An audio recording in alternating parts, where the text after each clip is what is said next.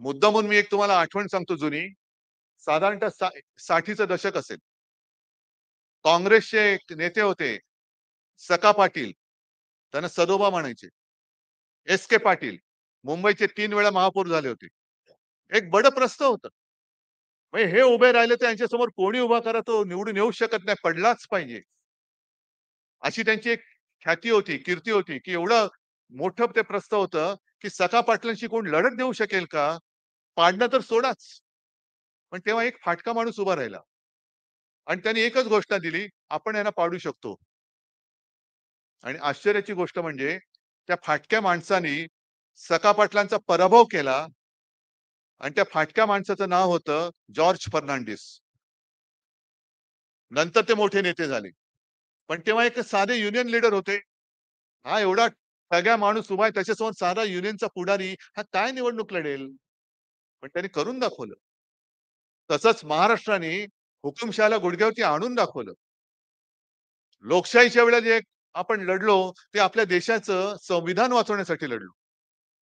आणि आता जे काय आपण लढतो आहोत, तो महाराष्ट्राचा स्वाभिमान, महाराष्ट्राची अस्मिता आणि महाराष्ट्राचा तो जो बाणा आहे, तो टिकवण्यासाठी म्हणून लढतो आहोत.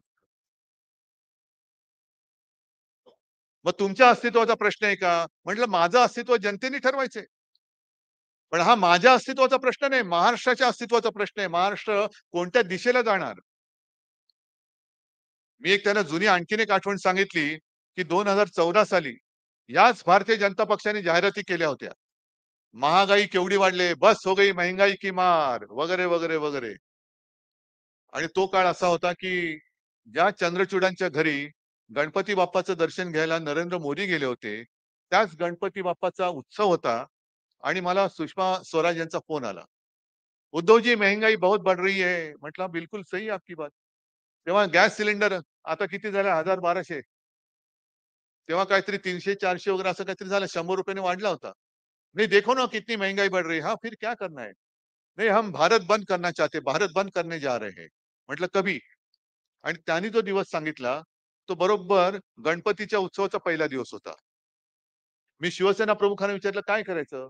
मला म्हणाले, "नाही करायचं. आपला उत्सव आहे, गणपती बाप्पाचा उत्सव आहे, बंद होणार नाही." त्यांना म्हणा, "आम्ही निदर्शनं करू, बंद नाही करता येणार." मी सुषमाबाईंना फोन केला. मला म्हणाले, "अरे एक दिन तो ही की तो बात है." म्हटलं, "अहो आमच्याकडे गणपती सुद्धा 1.5 दिवसाचा असतो आणि महाराष्ट्रातली जनता जी आहे, जी गणेशप्रेमी आहे, ती गणपतीच्या आगमनाची वाट बघत असते आणि त्या आगमनाच्या दिवशी आम्ही बंद करू? नाही होणार म्हटलं.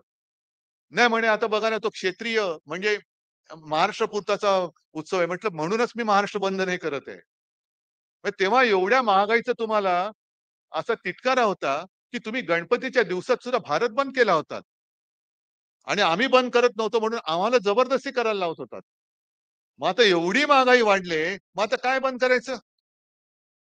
पहिल्यांचं तोंड बंद केलं पाहिजे. पहिलं तोंड बंद करा या भाजप आणि यांच्या सगळ्यांचं. मोदीजी येऊन गेले, अमित शहाजी येऊन गेले. नुसता एक दुश्वास हिंदू मुसलमानांचे दंगे भडकव. हिंदू मुसलमानांना लढवलं, की हिंदूंना मराठी अमराठीमध्ये लढव. मग ते लढवल्यानंतर मराठी माणसाला मराठे तर ब्राह्मण, ब्राह्मणे तर असं लढव. काय कशासाठी हे पाप करताय?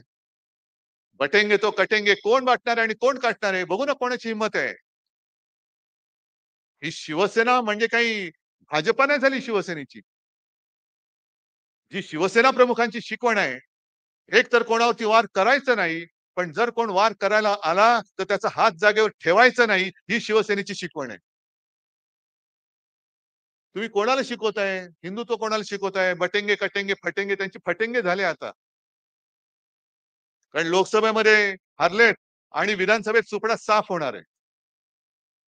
म्हणूनच मोदीजी तुम्ही बघितले ना परवाची सभा काय प्रचंड होती खुर्च्यांची. पण तरी सुद्धा एक लक्षात ठेवा, त्या खुर्च्या रिकाम्या होत्या, पण निवडणुकीच्या दिवशी काही अदृश्य मतदार मतदान करू शकतात. तुम्हाला माहिती आहे. आहे ना? ही खबरदारी घ्या. कारण मला आठवतंय, पुणा महापालिकेची जी निवडणूक होती, तेव्हा जिथे देवेंद्र फडणवीस यांची आदल्या दिवशी सभा झालेली, खुर्च्या रिकाम्या होत्या. देवेंद्र फडणवीस व्यासपीठावरती पण नाही आले, तसेच निघून गेले. दुसऱ्या दिवशी माझी सभा झाली, गच्च मैदान भरलेलं, तुडुंब, बाहेर पण लोक उभी होती. मला वाटलं असंच होणार, मी टाळ्या वाजवणार.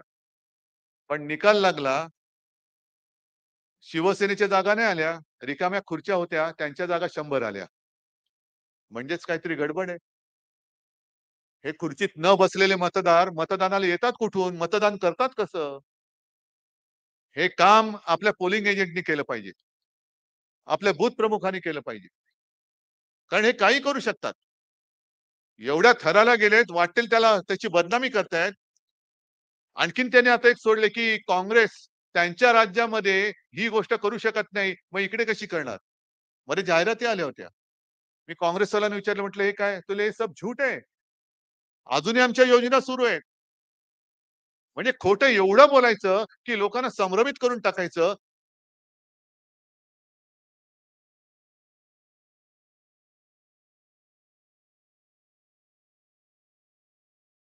खोटं, खोटं.